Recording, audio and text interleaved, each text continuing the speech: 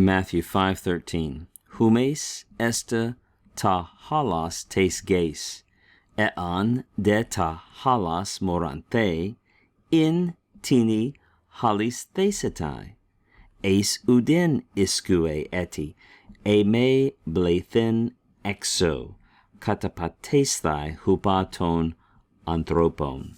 Here Jesus continues speaking to his disciples in the Sermon on the Mount. He said, you guys, you all are the salt of the earth. Of course, that humes is your subject. That's just a second person plural. Personal pronoun is the nominative subject. And here's our predicate nominative. Remember, when you have a to be verb, it's like an equal sign that has a subject and usually then also has a predicate nominative. You guys are the salt of the earth.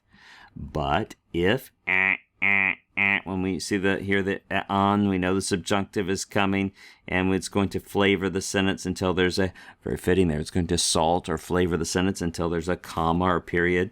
And there's our subjunctive form right there. We have a lengthened vowel, we have a theta, bam! That's going to be an aorist passive subjunctive. Aorist passive subjunctive with a third person singular ending to match the third person singular subject. But if the salt becomes flavorless, or if the salt loses its saltiness. Now, the normal meaning of the verb morino is to act foolish or be foolish. But from the context here, lexicons recognize it must have some sense of losing flavor.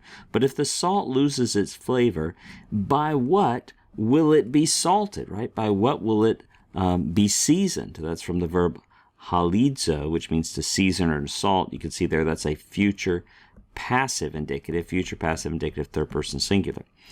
Continuing on here very literally, for nothing it is good yet, or henceforth, for nothing it is able yet, strong enough yet, right? It seems that iskuo here seems to have the sense of to be good for. For nothing it is good henceforth, or from now on, except to be trampled, right? And so this verb is iskue, we're expecting it probably to have a complementary infinitive, right? It's good for nothing henceforth except to be trampled. So that to be trampled completes the idea. What is it good for? It's good for, or it's not good for, it's hanging in the air, and there's the infinitive that completes it out. That's just a present passive infinitive of katapateo. So here translated to be trampled. And there's this participle nearby. You see the blah, and you say, I bet that's from balo. And you're correct. That is from balo. It's an aorist passive participle. It's neuter nominative singular, describing the neuter nominative singular salt. And we're going to translate it as a participle of attendant circumstances, meaning we're going to add in the word and translate it with whatever verbal form it's near. And it's near an infinitive, we're going to translate it like an infinitive. So for nothing is it good still, henceforth, except to be thrown out and to be trampled by men.